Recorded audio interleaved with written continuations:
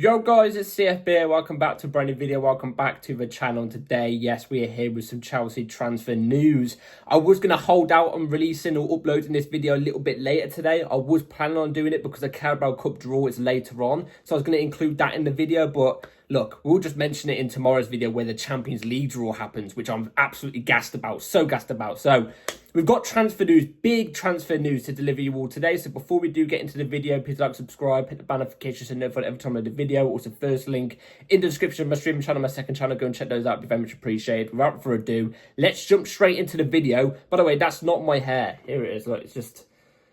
It's part of the flag, you know what I'm saying? It just looked like it was my hair, I don't know. Let's get into the video. Let's start off with a boom. Let's start off with a bang, because things are moving in terms of an incoming. We know what incoming is going to come in.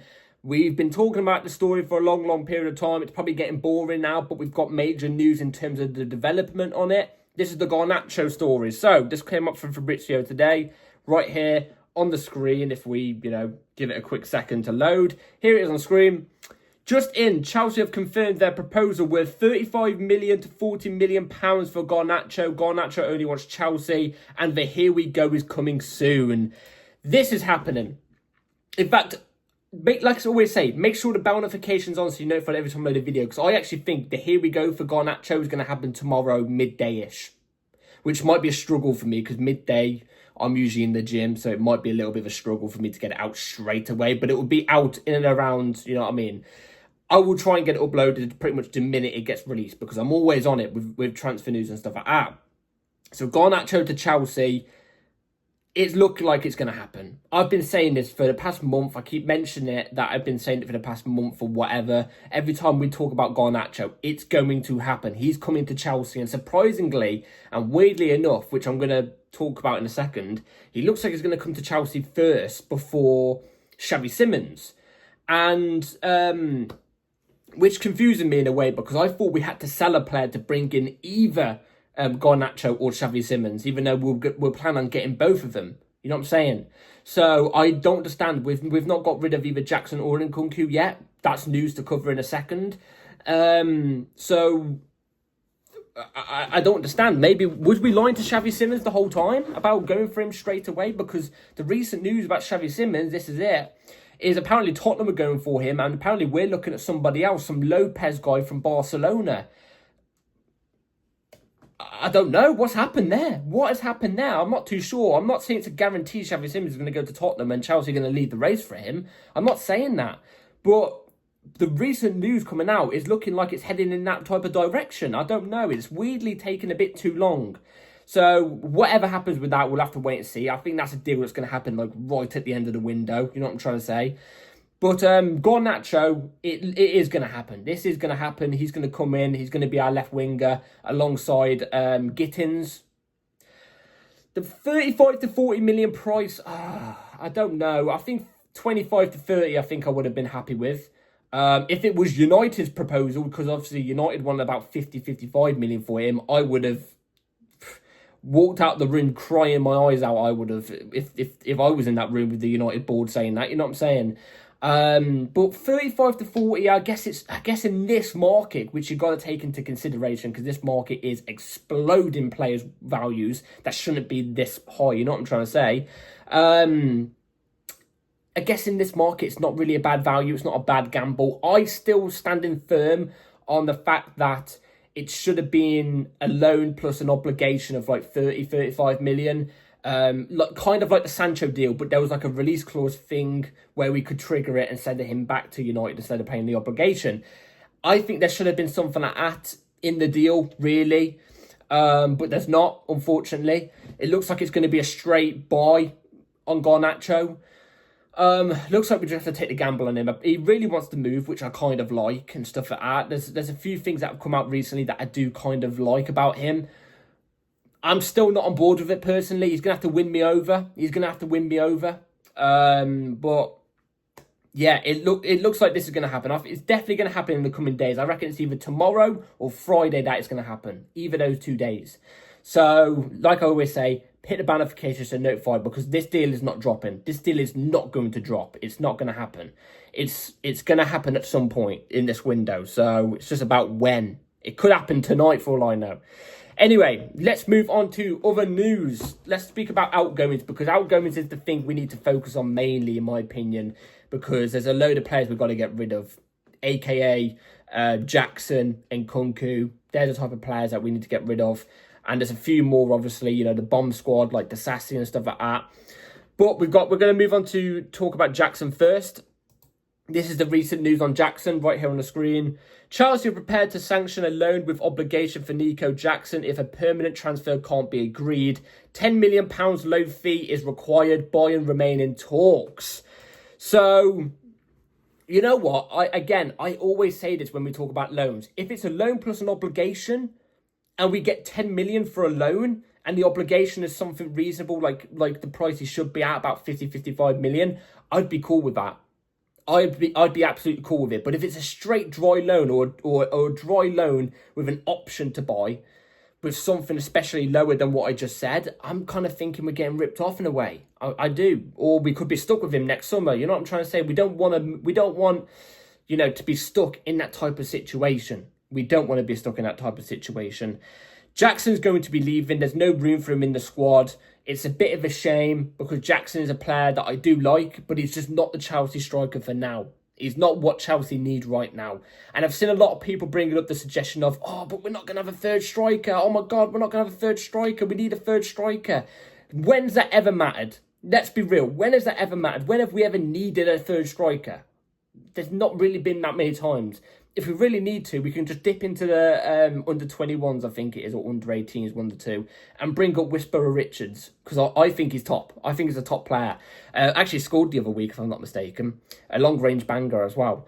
But yeah, we don't need a third striker. It's not a necessity. So everybody stop losing your heads over it. You're just losing your heads over something that doesn't need to be lost over.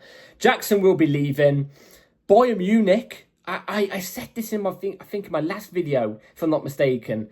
I'm surprised Bayern are going for him. Out of every other team, Bayern?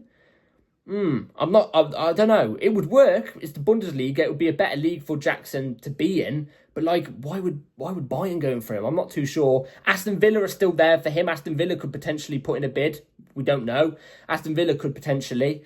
And I think the other team was Newcastle still there for him, but I don't think Newcastle are going to go for Jackson unless they actually desperately need to. And at the moment, they look like they need a striker. You know what I'm trying to say? So Jackson, again, he will be heading out the door. I'm hoping it's on a permanent, so we don't get stuck with him on a loan next season if it's not an obligation loan. But again, we'll have to wait and see. Now, this one came out of nowhere. Actually, no, we'll move on to that one last. Nkunku. Let's talk about Nkunku. AC Milan and Chelsea are negotiating for permanent Nkunku deal, not loan. Talks on.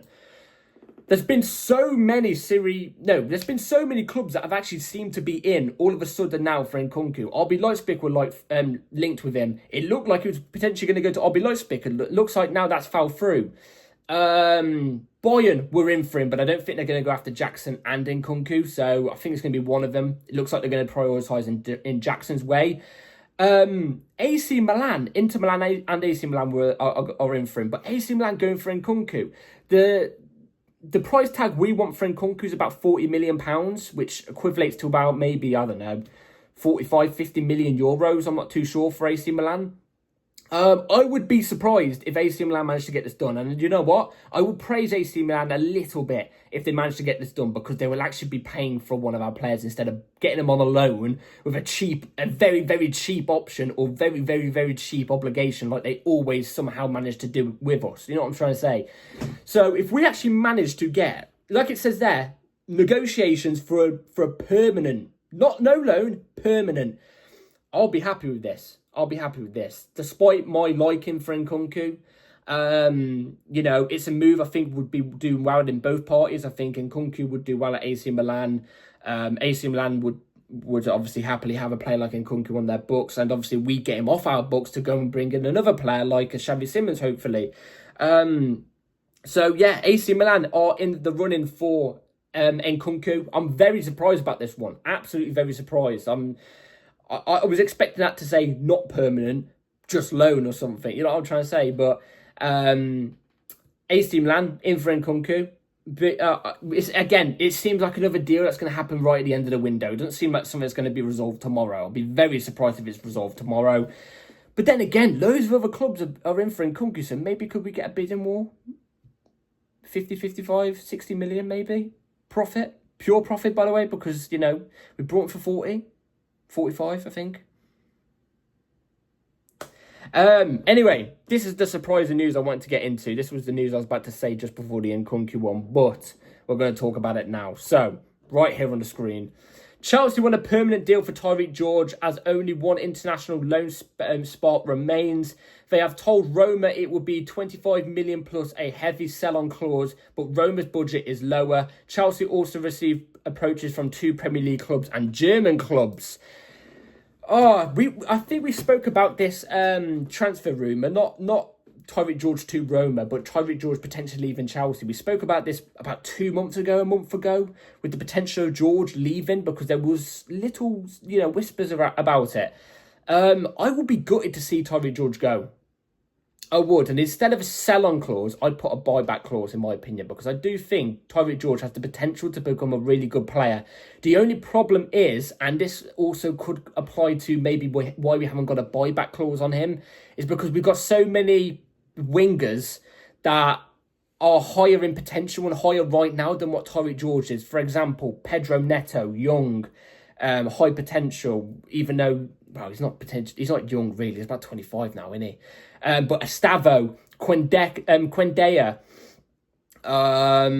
we've got that other one that comes from, I forgot his name. I don't know. I'll have to come to that one again another day. But Quenda, Estavo, you got the wingers we've got right now at the club who are, ahead of him in the pecking order. You know what I'm trying to say? For Tyreek George, I understand why he's looking at it and going, I think it may be best for me to leave. You know what I'm trying to say? So I don't really particularly blame him for wanting to leave Chelsea. There's no spots for him. I would still put in a buyback clause just in case, because what about if maybe Quenda and Estavo don't hit those heights? Maybe they get a career-ending injury and they don't hit that height, that potential. Maybe they're not the same, and Tyreek George is killing it at Roma. Maybe we could bring him back if you'd be happy to. There's always that option, but you know what? A heavy sell-on clause, I wouldn't be against. I wouldn't be against it because that means we still get profit in future sale. You know what I'm trying to say? Because I think in 2 or 3 years' time, especially if he moves to like a Roma or something like that, I think he could easily become a 40, 45 million pound player before his next move. You know what I'm trying to say? Well, for his next move, I meant. It would just be a bit gutting to see him go because I quite like Tyreek George. I was a bit wary of him on the start. And the very start, I was wary on him. And then I just really liked him. I was there like, God, this is actually a better player, So it'd be sad to see the back of him in a way, but it's very understandable from both sides of the coin. You know what I mean? Both sides of the coin. From Chelsea's standard, Tyreek George's standard, it's very, very understandable. 25 million as well. I would be happy with 25 million. I think 20 is understandable considering the amount of appearances he's made in senior football in the Premier League. You can't say Conference League. You know what I'm saying? Like, I don't think clubs, especially big clubs, look at that in that sense. Maybe like smaller clubs would, but like clubs like Roma and stuff like that wouldn't look at him and go, oh, but he's done well in the Conference League, so maybe 25, 30. You know what I'm trying to say? They don't look at it in that sense. They look at Premier League. He's done well in the Premier League, so that bumps him up a little bit, but also he's still so young with big potential, bumps him up a bit. But I think 2025 is fair.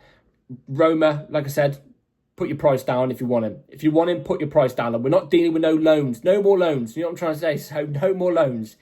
Anyway, that's it for today's video, guys. Let me know in the comments down below what we all thought about the news. Garnacho potentially happening literally tomorrow or something.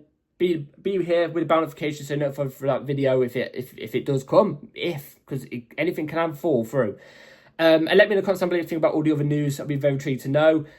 Be here for my next video. Hit the bell notification so notified every time I load a video. Like, subscribe, and I'll see you on the next video. Take care. Peace.